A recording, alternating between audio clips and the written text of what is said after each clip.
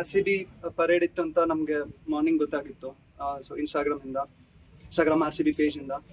So ನಾನು ಮತ್ತೆ ನನ್ನ ವೈಫ್ ಡಿಸೈಡ್ ಮಾಡಿದ್ವಿ. ಸೊ ಹೋಗೋಣ, ಪರೇಡ್ ಇರತ್ತಲ್ಲ ಅಂತ ಹೋಗೋಣ ಅಂತ ಡಿಸೈಡ್ ಮಾಡಿದ್ವಿ. ಸೊ ನಾನು ಮಧ್ಯಾಹ್ನ ಲೀವ್ ತಗೊಳ್ಳೋನಿದ್ದೆ ನಂದು ಆಫೀಸ್ ವರ್ಕ್ ಇಂದ, ಮತ್ತೆ ಅವಳು ಲೀವ್ ತಗೊಳ್ಳಲಿತ್ತು.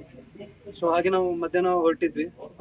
ಈ ಜರ್ಸಿ ಎಲ್ಲ ತಗೊಂಡು ಅಲ್ಲಿ ಪರ್ಚೇಸ್ ಮಾಡಿ ಅಲ್ಲಿ ಪರೇಡ್ ಇರತ್ತಂತ ಹೋದ್ವಿ.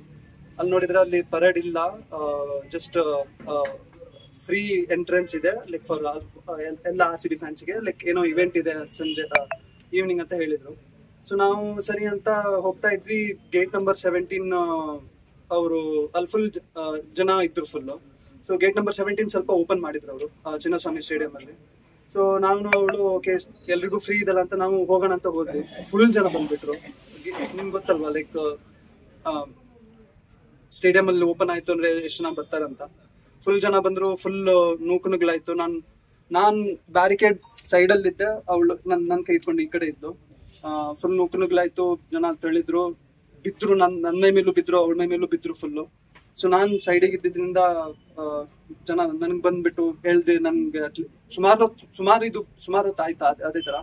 ನಾನಲ್ಲಿ ಹೆಲ್ಪ್ ನಂಗೆ ಪ್ಲೀಸ್ ತೆಗೀರಿ, ಪ್ಲೀಸ್ ಇದು ಮಾಡಿ ಅಂತ ನಾನು ಹೇಳ್ದೆ. ನನ್ಗೆ ಎಳ್ದು ಸೈಡಿಗೆ ಹಾಕಿದ್ರು. ಬಟ್ ನನ್ಗೆ ಹೇಳಿಬೇಕಾದ್ರೆ ನನ್ನ ವೈಫ್ ಕೈ ತಪ್ಪೋಯ್ತು ನನಗೆ. ಸೊ ಆಮೇಲೆ ನಾನು ಹುಡುಕ್ಲಿಕ್ಕೆ ಟ್ರೈ ಮಾಡಿದೆ. ಸುಮಾರಲ್ಲೆಲ್ಲ ಫುಲ್ ಜನ ಆಗಿದ್ರು, ಫುಲ್ ಟ್ರಾಫಿಕ್ ಪೊಲೀಸ್ ಎಲ್ಲ ಇದ್ರು. ಟ್ರಾಫಿಕ್ ಪೊಲೀಸ್ ಬಂದು ಲೈಕ್ ನಾನು ಅಲ್ಲಿ ನೋಡಿದಾಗ ಲೈಕ್ ಆಲ್ಮೋಸ್ಟ್ ಒಬ್ಬ ಅಂತೂ ಅಲ್ಲೇ ಹೋಗ್ಬಿಟ್ಟಿದ್ದ ಸ್ಪಾಟ್ ಅಲ್ಲೇ, ಸ್ಟ್ಯಾಂಪೇಡಿಂಗ್ ಇಂದ ಎಲ್ಲ ಫುಲ್ಲು.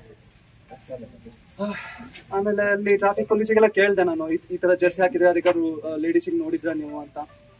ಅವರು ಇಲ್ಲ ಅಂತ ಹೇಳಿದ್ರು. ಆಮೇಲೆ ಸುಮಾರಲ್ಲೆಲ್ಲ ಕೇಳ್ದೆ. ಅಲ್ಲೊಬ್ರು ವಿಡಿಯೋ ಕಳ್ಸಿದ್ರು ಇದೇ ತರ ಜರ್ಸಿ ಹಾಕೊಂಡು ಒಬ್ರಿಗೆ ಎತ್ಕೊಂಡು ಹೋಗ್ತಿರೋರಿಗೆ. ಆಮೇಲೆ ಅಲ್ಲಿ ಇನ್ನೊಬ್ರಿಗೆ ಅಲ್ಲಿ ಸ್ಟ್ರೇಂಜರಿಗೆ ಕೇಳಿದಾಗ ಅವ್ರು ಹೇಳಿದ್ರು ವೈದೇಹಿ ಹಾಸ್ಪಿಟಲಿಗೆ ಒಂದಿಷ್ಟು ಜನರಿಗೆ ಕಳ್ಸಿದಾರಂತ. ಸೊ ನಾನು ಬೇಗ ವೈದೇಹಿ ಹಾಸ್ಪಿಟ್ಲಿಗೆ ಹೋದೆ, ಅಲ್ಲೇನಾದ್ರು ಇದಾರ ಅಂತ. ವೈದೇಹಿ ಹಾಸ್ಪಿಟ್ಲ್ ಇರ್ಲಿಲ್ಲ.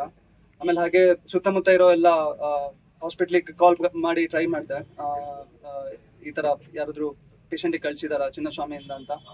ಆಮೇಲೆ ಅವ್ರ ತಂಗಿಗೂ ನಾನು ಕಾಲ್ ಮಾಡಿ ಕರೆದೆ, ನನ್ನ ಕಸಿನಿಗೂ ಕರೆದೆ, ನನ್ನ ಕಸಿನ್ ಅಣ್ಣನಿಗೆ.